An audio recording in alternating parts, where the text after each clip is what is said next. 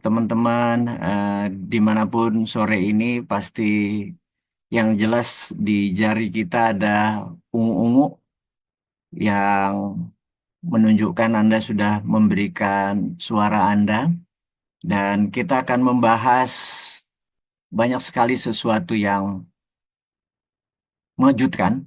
Tapi sebelumnya ada beberapa informasi yang menurut Bosman penting untuk kita memahami hal yang sangat mendasar mengenai mindset. Sekali lagi ya, sangat mendasar mengenai mindset. Jadi, sewaktu diminta sama panitia untuk bercerita atau membahas pilkada, saya nge-search-nya bukan pilkada di Indonesia, tetapi mencoba melihat peta di kebiasaan, namanya juga Bosman ya, punya kebiasaan mengumpulkan data secara applied.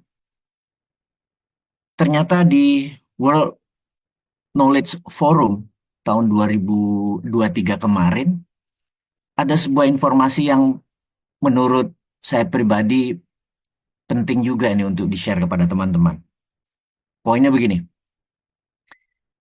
kita tahu ada negara maju yang namanya Singapura.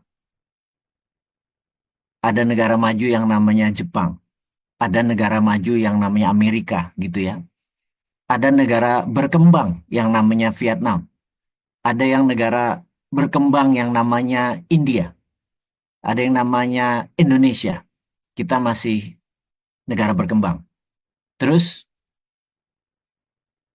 disurvei apa isi sosial media mereka, apa isi komen-komen netizen mereka. Jadi survei sekarang ini lebih akurat kekuatannya kalau di negara maju karena mereka sangat melek dengan teknologi, di mana pencapaian teknologi atau eh, sosial media udah lebih dari 90%. Kalau di Indonesia kan orang-orang yang berpendidikan, yang di kota, yang punya income di atas sekian juta baru mereka bermain di internet atau sosial media. Tapi yang di bawah-bawah sosial medianya hanya sebatas hiburan. Nah, ini hasilnya menarik.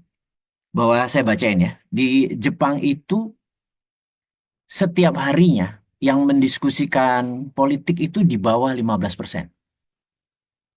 Kemudian yang paling tinggi adalah masalah makanan dan lifestyle. Itu 28%. Kemudian ekonomi dan bisnis itu 22%. Kemudian ada masalah kesehatan itu kecil-kecil semua. Dan hiburan juga tidak terlalu tinggi, cuma 17%. Oke, kemudian di Singapura, yang setiap hari mendiskusikan politik ini tidak lebih dari 12%. Yang tertinggi adalah masalah pendidikan. Interestnya tinggi sekali, ya, lebih dari 31%. Kemudian makanan, lifestyle, kesehatan, itu 30%. Bisnis dan ekonomi, belasan persen. Jadi kita lihat isi kepala mereka. India, ini politik 41%. Bisnis dan ekonomi 25%. Kemudian masalah kesehatan, masalah hiburan, dan lain sebagainya kecil-kecil. Yang menarik, Indonesia. Politik lebih dari 47%. Ekonomi bisnis 4%. Kesehatan 2%. Hiburan drama, yang lain tidak ada drama. Ini tinggi. 27%. Jadi terakhir Amerika mirip dengan Jepang.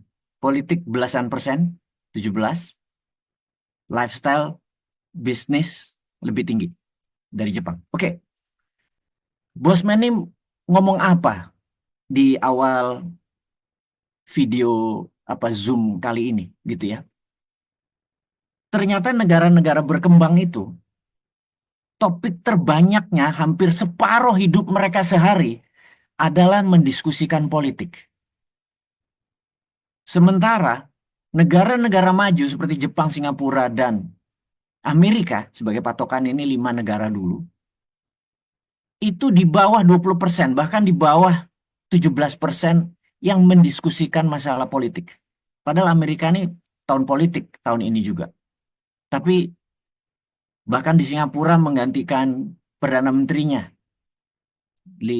Sekarang menjadi siapa ya? Wong ya nama belakangnya itu. Lawrence Wong. Biasa-biasa aja, nggak rame seperti di Indonesia. Nah, di Indonesia ini seperti India menjadi tidak maju, jangan-jangan adalah karena terlalu banyak otaknya berpikiran politik, menganalisa politik, mendiskusikan politik, sehingga income Anda atau income kita ini tidak naik, kesehatan kita ada masalah, dan kayaknya teman-teman, ya informasi ini menurut saya penting untuk saya share di awal. Saya merasa ketinggian ya, 40-an, 47% itu ketinggian gitu, ngomongin politik. Di warung ngomongin Fufu Fafa, ngomongin Puan, ngomongin Ridwan Kamil, ngomongin Lutfi, ada Kaesang, dan lain sebagainya. Dan sebuah kisah nyata, Anda membicarakan Anies, bahkan sudah membicarakan 2025 gitu ya. Jadi ini yang kita ingin sebelum kita masuk ke topik yang lebih dalam, agar kita masing-masing coba mengurangi satu screen time. Dua, tema-tema politik, karena Anda akan terbuai, Anda akan terlena. Politik itu udah kayak candu, udah kayak judol. Anda terlena. Toto 2029. Toto anak Anda udah besar, anak Anda mau masuk SMP, anak Anda mau masuk SD. Anda lupa bahwa biaya sekolah makin tinggi, dan lain sebagainya. Karena terlalu asik politik. Bayangin sampai 47% loh mikirin politik. Netizen ya. Saya nggak tahu ini disurvei berapa orang. Tapi ini cukup menarik. Jadi ini bagi saya adalah alarm gitu untuk kita segera bangun bahwa yuk mulai membicarakan bisnis yuk. Yuk mulai membicarakan ekonomi yuk, ekonomi pribadi. Yuk membicarakan investasi, bagaimana kita bisa meningkatkan income keluarga kita atau punya multiple streaming of income. Income kita sebagai guru misalnya di hari biasa, terus gimana kita bertambah income-nya, apa yang harus kita lakukan. Ya nggak ribet-ribet lah. Tapi berbicara bisnis, berbicara investasi, berbicara sektor real ya, sekali lagi. Saya ini lebih memfokuskan sektor real. Sektor real itu artinya ada produk, ada barang yang dihasilkan, ada trading yang dibuat, ada sektor nyata. Saya sangat tidak nyaman membicarakan tentang kripto, eh, robot trading, begitu ya. Banyak orang yang main di dunia begituan, ada 4 juta. Dan percayalah nggak sampai 10% yang making money. Dan Anda bukan making money, Anda cuma ahead. Ahead itu artinya di depan, Anda punya duit 100 juta, sekarang jadi 200. Tapi selama Anda main di sana, percaya saya, suatu hari jadi 50 itu. Dan waktu Anda terbuang lagi. Sekali lagi bukan salah, bukan benar. Tetapi kalau Anda bermain portfolio tadi ya di sektor seperti kripto apapun itu adalah portfolio investasi Anda ke-10 kali. Yang 9 di tempat yang lain. Itu yang ke-10. Jangan itu satu-satunya, gitu ya. Jadi ini diskusi awal yang Bosman mau share, dan ada hal yang eh, penting kedua, yaitu bagaimana cara meningkatkan GDP per kapita di Indonesia. Ini kita mulai bicara bisnis dulu sebelum kita bicara pilkada, karena ujung-ujungnya semua orang-orang yang menang pilkada itu menyatakan ingin meningkatkan ekonomi rakyatnya, pro rakyat. Tapi kita saat ini suka berkata, mau diapain rakyatnya sama lu, gitu ya. Berganti nanti janji kampanye lagi, Anda dapat serangan fajar lagi, Anda berapa sih paling banyak serangan fajar ya untuk hidup 1 2 hari ya hidup. Habis itu Anda menderita selama sekian tahun. Itu pilihan-pilihan Anda. Tapi begini, GDP per kapita Indonesia cuma 4.500 per kapita Indonesia. Apakah orang Indonesia segitu tidak kayanya dibandingin penduduk dunia lainnya? Ini yang Bosman mau share sebelum kita masuk ke topik pilkada. Jadi begini, Anda tahu ada eh, warga yang tinggal di Amerika. Amerika adalah immigrant country. Amerika tuh negaranya immigrant country. Jadi orang Jerman, turunan Itali, turunan Indonesia, turunan Arab, turunan India, turunan Puerto Rico, dan lain sebagainya. Jadi Amerika adalah immigrant country. Dan sekedar teman-teman tahu bahwa rata-rata pendapatan penduduk Amerika adalah 66 ribu dolar per kapita. Indonesia anggap aja 6 ribu deh. Kita padahal masih 4.500. Kita ini 1/12 lebih miskin dari Amerika per kapitanya. Tetapi jika dibandingkan dengan 10 warga negara Amerika turunan India itu income per kapita per tahunnya 125 ribu dolar Amerika. Yang tinggal di Amerika itu sekitar 2-3% populasi. Anda tahu, rata-rata orang kulit putih Amerika itu income-nya 66.500. Yang Bosman mau ceritakannya begini. Ternyata orang Indonesia di Amerika rata-rata pendapatannya adalah 77.000 per kapita. Alias orang Indonesia di Amerika lebih kaya dari Caucasian, dari orang bule, dari orang kulit putih, warga negara Amerika. Yang hanya 66.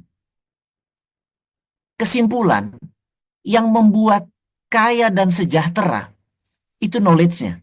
Karena knowledge-nya orang Indonesia yang di Amerika, entah itu dia sudah jadi warga negara Amerika atau masih permanen residen atau diaspora yang dia bolak-balik ke Indonesia. Ternyata dari 900 ribu kira-kira orang Indonesia di Amerika, rata-ratanya 77 ribu dolar per kapita, di atas orang kulit putih. Sekali lagi, jadi orang Indonesia itu yang pinter-pinter itu tajir. Jadi kalau membuat teman-teman, sahabatnya Bosman semua ini mau jadi tajir, ternyata knowledge itu penting sekali. Knowledge itu penting sekali. Jangan sampai kita itu lupa belajar. Nah, bersama Bosman, walaupun ilmu Bosman nggak terlalu tinggi, tapi Bosman adalah orang yang sangat serius ingin meminteri teman-teman sebisanya Bosman.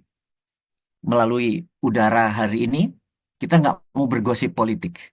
Kita mau sharing knowledge. Karena kekayaan sama dengan knowledge. Jadi, knowledge tinggi, kayanya tinggi. Kekayaan Anda tinggi. Jadi ini membuat teman-teman jangan patah semangat untuk belajar, membaca buku, ngumpul dengan orang-orang yang berpikiran bisnis, yang progresif, nonton YouTube, usahakan yang membuat ilmu kita bertambah banyak. Itu pelajaran singkat dari Bosman sebelum kita masuk ke topik utamanya. Dan ini adalah pesan ketiga. Pesan ketiga ini penting sekali. Karena ini ada hubungannya dengan apa yang akan kita lakukan ke depan. Pesan ketiga ini begini. Bagaimana cara Tiongkok itu menjadi kaya? Ada nggak yang pernah berpikir bahwa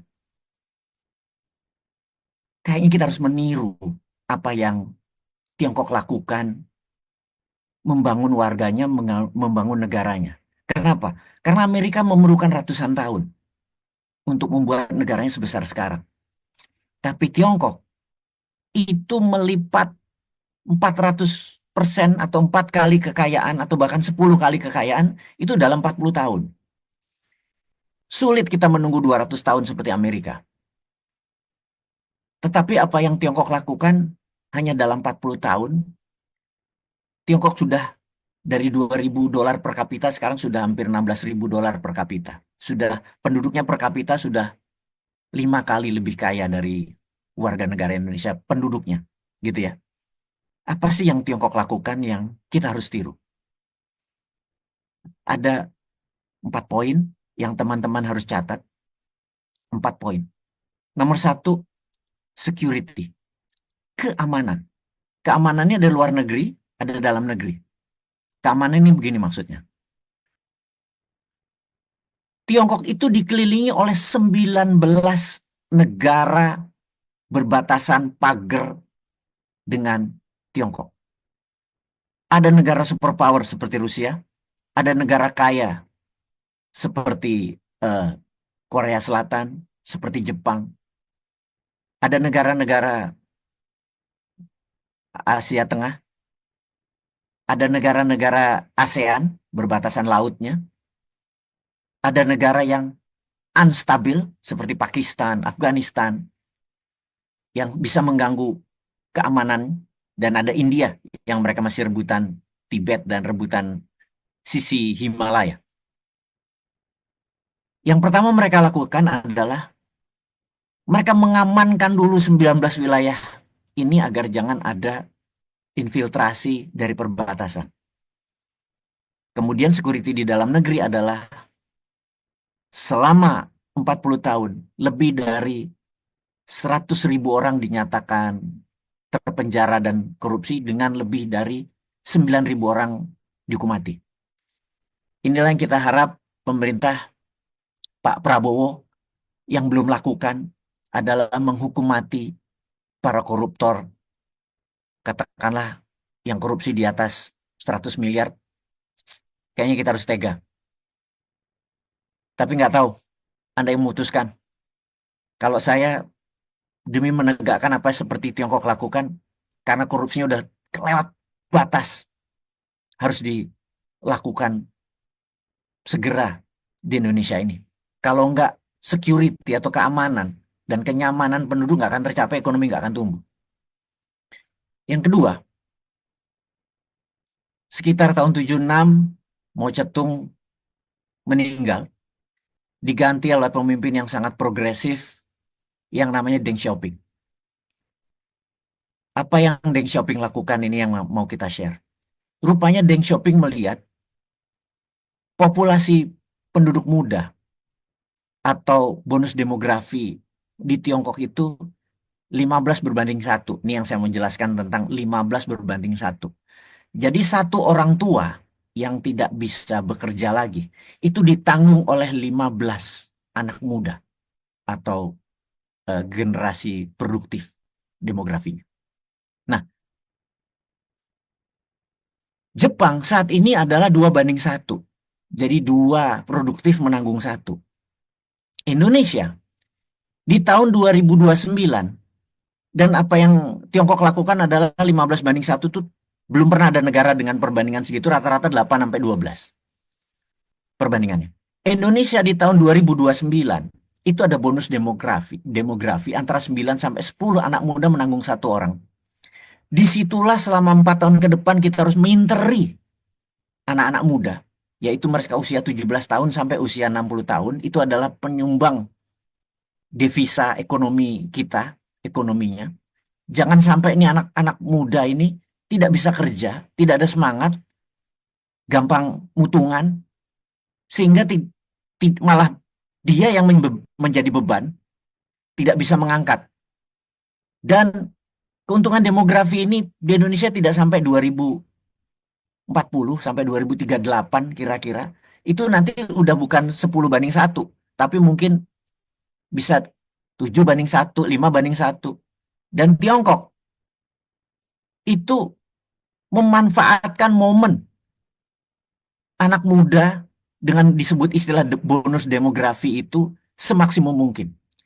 Jujur, saya secara pribadi belum melihat tindakan 10 tahun rezim Mulyono kemarin memintari warganya, dan saya belum lihat di pilkada yang 500 daerah ini, pemimpinnya sewaktu lagi memaparkan akan minteri warga-warganya supaya pada saat, karena orang nggak pinter dalam semalam loh. Pinter itu kan bertahap.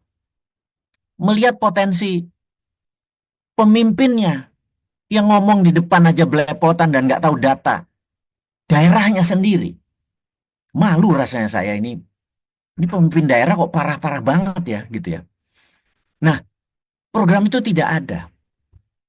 Jadi bagaimana kita bisa menghadapi bonus demografi dengan knowledge? Sekali lagi ya, dengan knowledge, dengan skill supaya jadi kaya. Nah, teman-teman, saya pikir mengenai ilmu bisnis, saya harus mengajari teman-teman semua. Sebentar lagi Mbak Nadine akan masuk. Coba Anda cerna opportunity yang Mbak Nadine akan bagikan selama kira-kira 8-10 menit deh. Sebelum Bosman membicarakan pilkada. Karena itu penting sekali. Mengasah intuisi Anda, mengasah knowledge Anda, mengasah bawah sadar Anda untuk selalu membicarakan bisnis sebelum nanti kita membicarakan pilkada. Kita ke depan ini sektor real yang diminta membantu negara memang tidak bisa dipegang oleh satu dua orang.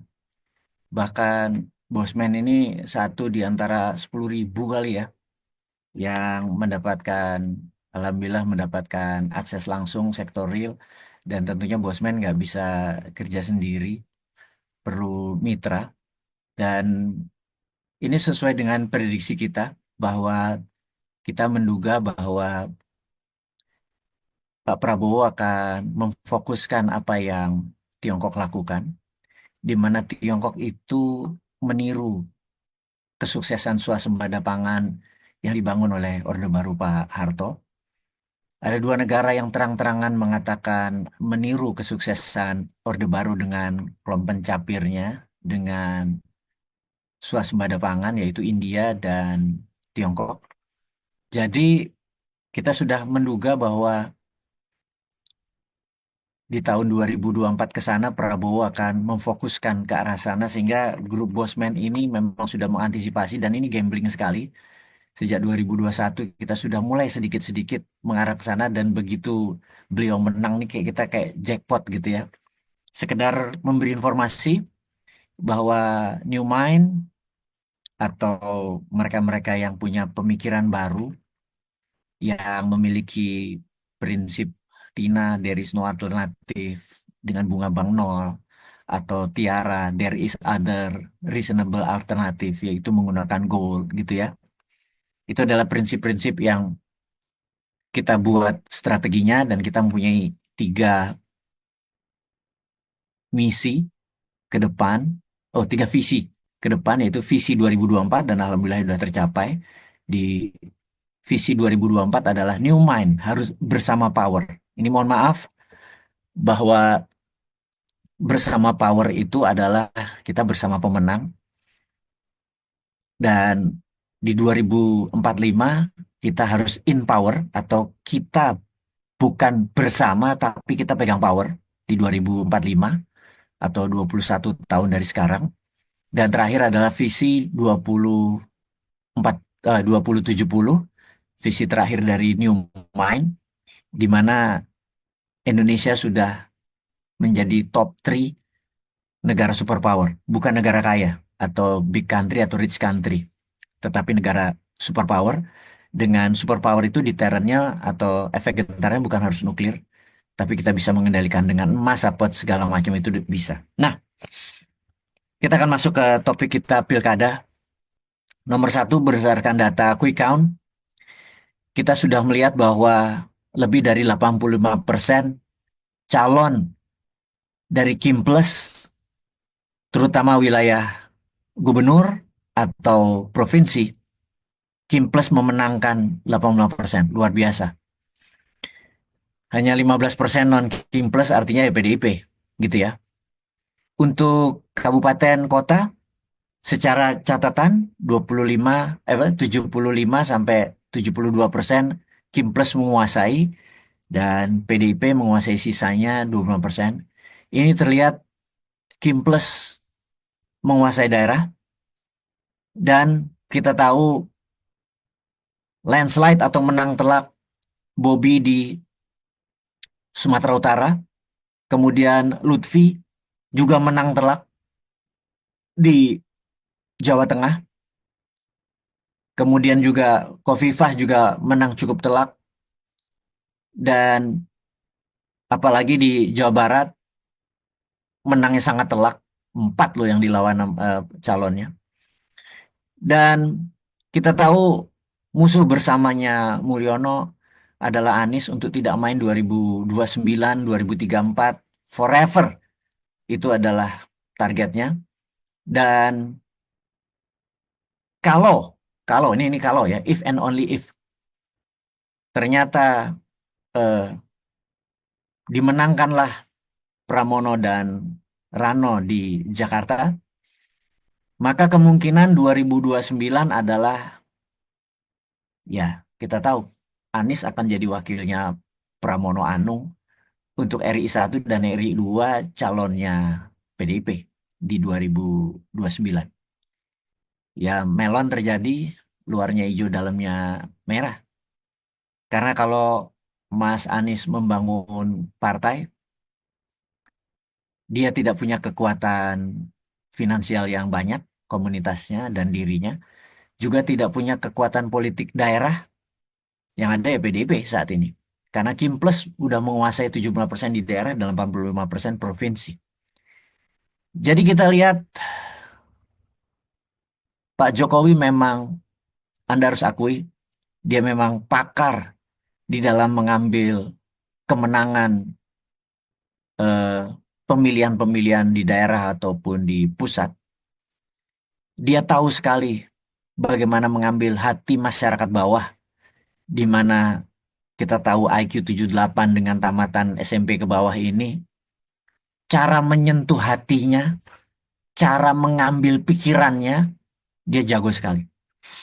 Jadi 2029 kita tahu Pak Lutfi akan jadi menteri, kemudian Kaisang akan jadi eh, gubernur di Jawa Tengah, itu adalah salah satu skenario di tengah-tengah. Kemudian kalaupun Ridwan Kamil dipaksakan ya dua putaran. Dan dua putaran begitu seluruh Kim Plus bergabung dengan dana-dana yang luar biasa, kalau ini dua putaran, kalah telak. Bisa kalah, ya. Saya nggak tahunya akan ada dua putaran atau tidak, karena secara teori dari empat atau lima eh, penghitungan survei, tiga dimenangkan dengan satu putaran ke Mas Pramono dan Bang Dul. Jadi sekali lagi, selamat tentunya buat Kim Plus dan Anda tentunya banyak orang-orang yang merasa tidak srek. Pasti disitulah eh, kita harus legowo, disitulah kita harus punya planning berikutnya. Tetapi sekali lagi, sekedar Bosman mengingatkan sekali lagi, Pak Jokowi ini sangat serius untuk 2029, 2034, dia akan mengawal sampai 2045. Usianya baru 60 berapa? 62, 63, saya lupa exactly-nya ya. Tetapi lawan politiknya, misalnya Pak Prabowo sekarang 73, kalau lihat dari staminanya dengan terapi-terapi yang dilakukannya secara rutin sama 10 tahun terakhir, fit sekali dia, dia mungkin umur 78, 79 masih bisa memimpin sekali lagi Indonesia, gitu ya. Dan Bu Mega udah kepala 80, semua udah senior-senior semua. Maka Pak Jokowi satu-satunya mungkin yang kepala 60 yang bisa mengawal 2029, 2034 sampai 2045 dia masih bisa mengawal dengan strategi-strateginya. Dan kita tidak bisa memungkiri kepintaran dia. Jadi gini, suka atau tidak suka, Anda harus melihat beberapa kekuatan yang ya patut kita acungi jempol. Jadi Strateginya adalah mengkonten Anies kalau di dalam bahasa eh, eh, apa militer itu mengkonten, masukin kontainer gitu ya, di konten. PDIP pun di konten. Jadi di daerah provinsi hanya 15 persenan dikuasai PDIP, kemudian 25% dikuasai PDIP di wilayah wali kota dan itu pun tidak strategis dan kabupaten. Nah, tinggal sisanya dipegang Kim Plus. Kim Plus ini akan bermain ke depan dengan sangat efektif untuk membangun negara ini versi mereka. Terlepas dari itu semua, teman-teman, informasi ini kita tahu bahwa misi Pak Jokowi adalah untuk tetap mengkonten Anies dan mengkonten PDIP dan Anies PDIP saya yakin di 2029 harus bergabung. Dan kayaknya Anies sulit membuat partai, lebih baik dia pemain tunggal ataupun kalau buat partai tetap nanti akan bergabung dengan PDIP. Kalau PDIP sendiri sulit, Anies sendiri juga sulit bergabung. Ada kemungkinan melawan. Tapi sekali lagi, ada hal yang namanya amunisi, funding, dana, dan orang-orang pintar yang memihak kepada mereka untuk 2029. Tapi kalau lihat dari plannya, Pak Prabowo ngurus di dalam eh, membangun ekonomi dan segalanya, Pak Jokowi di luar mengawal politik. Waduh, alangkah hebatnya rencana mereka. Tapi terlepas dari itu, kita kebetulan dan alhamdulillah sudah bersama pemenang dan Anda tahu. Dan untuk itu, Bosman selalu akan membagi jatah ini kepada teman-teman. Peluang ini pasti dibagi. Kita semua saudara. Dan inilah yang membuat ke depan kita ikut membangun bangsa ini. Politik kita mulai kecilin sekarang, toaknya sudah nggak ada lagi bicara politik, udah pilkada udah selesai, toaknya udah dikecilin. Dan paling Bosman menitip satu, kalau RK dan Pramono dua putaran, maka seluruh kekuatan politik Kim Plus plus Pak Jokowi akan habis-habisan dengan dana habis-habisan dan bisa-bisa Jakarta diambil Ridwan Kamil. Apapun itu, bisnis kita harus tetap jalan. Mohon pamit, dilanjutkan oleh Mbak Nadine. Sukses buat semuanya, sehat buat semuanya. Assalamualaikum warahmatullahi wabarakatuh. Waalaikumsalam. Bosman, oke, thank you so much.